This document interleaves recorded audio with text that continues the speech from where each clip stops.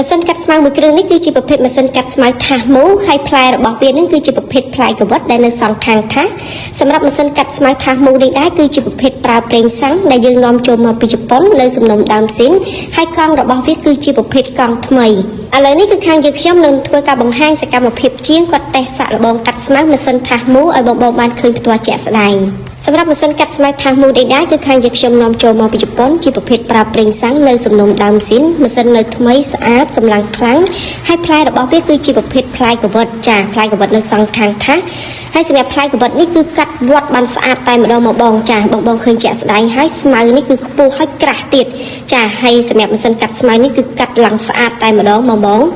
ហើយកង់របស់វាគឺជាប្រភេទកង់ថ្មីទៀតហើយណាមួយគឺចិត្តដល់រដូវវស្សាទៀតហើយបងអញ្ចឹងសម្រាប់បងដែលគាត់ជាម្ចាស់ចំការបងគួរតែទិញជាប្រភេទម៉ាស៊ីនកាត់ស្មៅខ្នាតតូចនេះមួយដាក់នៅក្នុងចំការគឺជាការល្អតែម្ដងគឺវាធ្វើឲ្យបងចំណេញទាំងពេលវេលាចំណេញទាំងថវិកាជាពិសេសគឺបងចំណេញទាំងកម្លាំងកម្មករសម្រាប់ម៉ាស៊ីនកាត់ស្មៅថាមូនេះដែរគឺងាយស្រួលទៅការប្រើប្រាស់ងាយស្រួលទៅការថែទាំជាពិសេសគឺតម្លៃសមរម្យទេបងសម្រាប់បងដែលគាត់ត្រូវការឬក៏បងដែលគាត់ពេញចិត្តជាប្រភេទម៉ាស៊ីនកាត់ស្មៅថាមូបងអាចធ្វើការឆាតចូលនៅក្នុង page ឬក៏បងអាចទំនាក់ទំនងជាមួយនឹងលេខទូរស័ព្ទរបស់ page ដែលមាននៅខាងក្រោមនឹងស្រាប់